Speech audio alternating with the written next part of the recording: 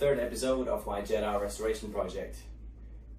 First of all, I just want to thank you guys for viewing my videos and sharing and subscribing. So I'm here at home today and not at the garage because I want to tell you guys a little bit about paperwork and more specific, my application for actually rebuilding the Jetta. To be honest, I don't know how it is in many other countries, but in Norway it's really strict when it comes to laws and regulations.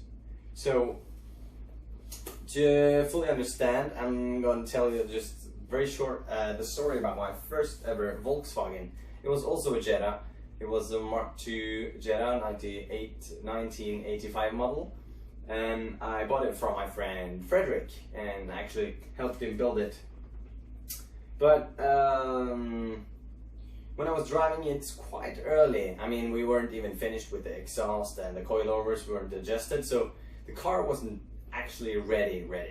But I had to drive down to the store, I believe, to buy some snack or soda.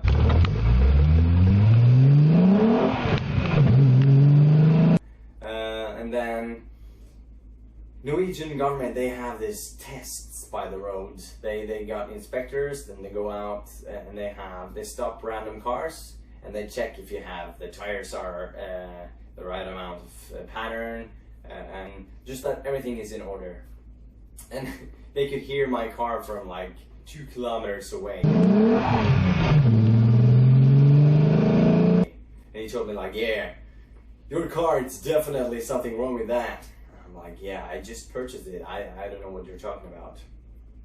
And then he asked me to open the hood, and he was like, ooh. He looked at his papers and he was like, in your papers, sir, it says 1.8 liter. That's a 2.8 liter VR6 engine. Whoa, what a nice sound. I mean, it's an irregularity. You have failed, they wrote. And what happens then is you have to show your car for inspection. So I got an appointment and I had to take the car into Oslo and show it there, where they were just like, this is never gonna work. So I asked them, like, what can I do? So they said, you need documentations and blah blah blah. So I tried my best. I mean, I gathered some papers. I actually sent mail to Volkswagen in Norway and in Germany and Volkswagen Motorsport, and I tried to make them like write something like that.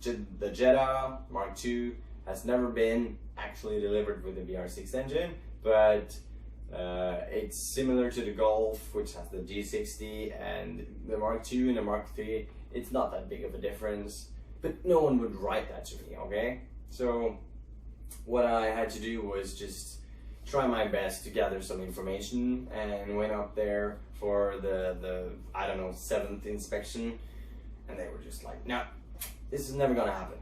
Sorry. They took the license plate, so my life was over, so I just sold the car and I was, yeah, I was kind of sad. But I didn't give up on Volkswagen, so I had several other Volkswagens later, and then I came across this Jetta Mark II Syncro, which is, as I've told you earlier, a little bit of a rare car, and only 6 of them delivered in Norway.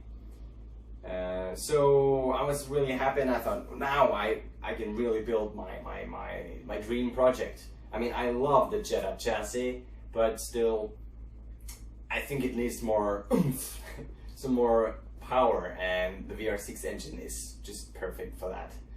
But I knew that if I wanted to succeed this time, when it comes to getting the approval from the government, I need to do what they asked for the last time, documentation. But this time, I would make them read a lot.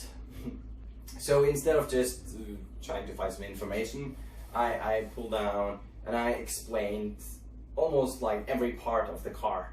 I explained what brakes, what carriers, what calipers, I explained the prop shaft, I explained the gearbox, the engine, what bearings in the car, everything. I mean, even down to each part number I wrote down, and I created like what I call the Jetta Bible.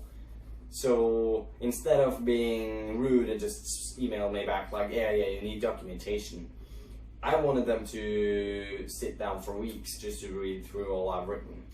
So after, I don't know, 3 months, I get a mail back from a guy, and it says more or less in one page that, well done, sir, approved.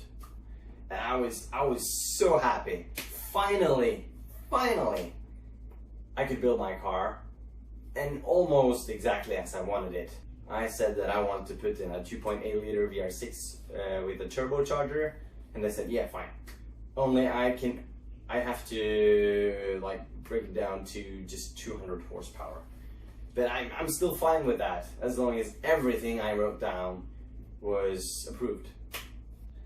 But you're not just here to listen to me talk. I got some pictures for you today as well. But first off, I just want to tell you guys that today I got a package with loads of parts. Mostly for the front and the rear axles and the brakes, but that's also what I'm going to show you pictures of today. So first off, the slideshow, and maybe in a week or so I will also show you some unboxing of all those parts.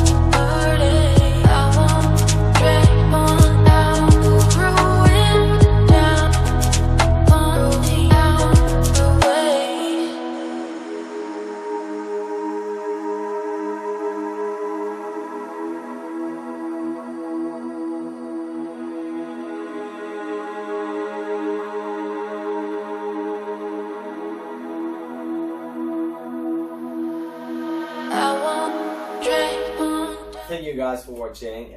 It's really cool to be able to share my project with you guys.